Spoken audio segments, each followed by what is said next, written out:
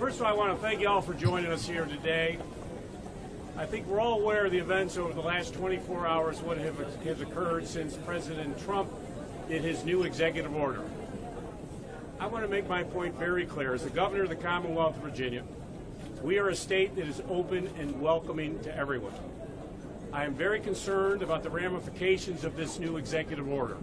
Several hours ago, I was informed by sources that we have a family here who has been detained. I am very concerned about individuals who will board an aircraft to come to the United States of America, and they will, entitled to come into this country, are now denied admission to the United States of America. I remind everybody that we are a land of immigrants. Unless you are Native American, we have all come from somewhere around the globe to this great country. I am very concerned about the family. I'm calling upon DHS, the Department of Homeland Security, as governor of the Commonwealth of Virginia, as governor where this airport is located. I want to know what families are here. I want to know if any Virginia families have been impacted by this decision, and we want answers to questions. I want to know who's being detained. But as a broader point, I'm very concerned about the values of the United States of America, where we have been always open and welcoming. You think of Virginia when the first 3 ships came to this nation in 1607. Since that time, the Statue of Liberty and the arms have been open to everyone. I think of my forefathers from Ireland who came to this country. Our values are open for individuals. This is bad for the United States of America. Number one, it's bad for the economy. I think what immigrants have done to help build this country. I am also very concerned about the national security implications of what this message has sent to members of the Muslim faith and all faiths, that we are no longer open and welcoming. I do believe this sends a message to the globe of how Americans will be treated in countries all over the globe. We cannot tolerate this type of activity. So we are very concerned. Discriminatory tactics breed hatred, and it will breed hatred toward our nation, and it will breed hatred toward Americans around the globe. As we saw today, Google sent a letter to their employees around the globe, about 100 employees, and said to them, get home and get home immediately, because we don't know if you will be allowed back into the United States of America. This is not the nation that we know. This is not the nation that we love. We are a value country who values people's contribution to this great nation. So I'm here today with my Attorney General, Attorney General Herring. We want answers. I have instructed my Attorney General to look at all avenues that we have here in Virginia, all legal remedies that we have to help these individuals who are stuck at our airport here in Virginia. You board a plane to come to America. You have the right to come to this country, and yet when you land, you are detained. We believe in vetting, and we believe in strong vetting. Nobody should be allowed in this country who would do harm to any American or to our country. But you have taken vetting to a new extreme. They talk about extreme vetting. We don't even know what that means. So our message for the people here today, this is not the United States of America that we know. We are not going to tolerate it. We are not going to stand back.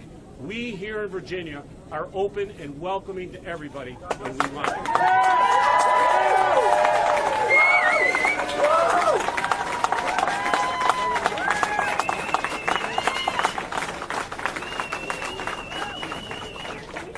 And to the Department of Homeland Security, I want to know if there are families here, and who are they, and are they entitled to be in this country? I am asking this as the governor of the Commonwealth of Virginia.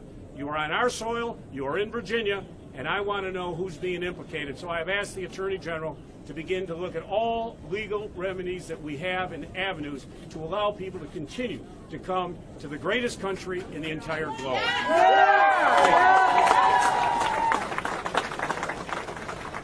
Well, good afternoon, and first of all, I want to thank the governor for his courage and for his leadership. We in Virginia are heirs to a proud legacy of religious freedom and mutual respect.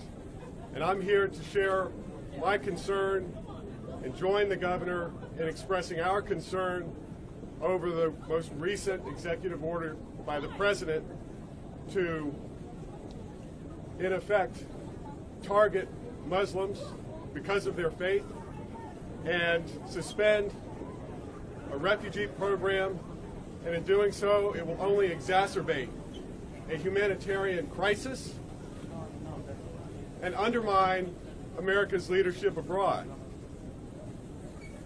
This country was founded on a principle of religious freedom and mutual respect. And the message this sends to all minority communities in Virginia and in America, especially those Virginians and those Americans who are Muslim, sends a message that they are somehow less because of their faith, and that is wrong, and it is un-American.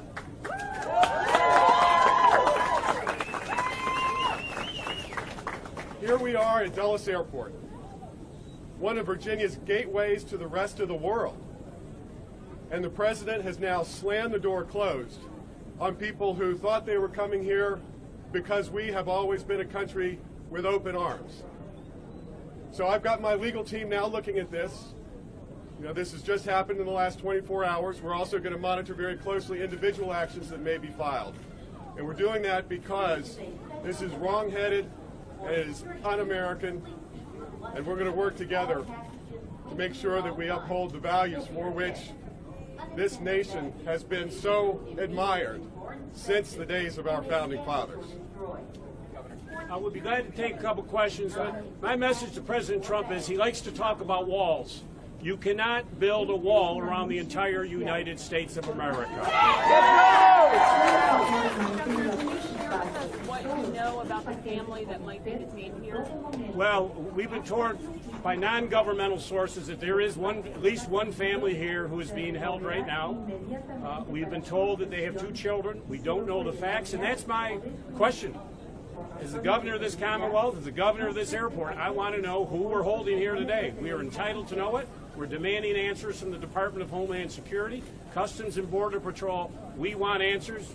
We're going to get those answers, and we are going to act once we get those answers to our questions. Where is that family from? That you and the Attorney General might be able to take to provide remedy in the near future.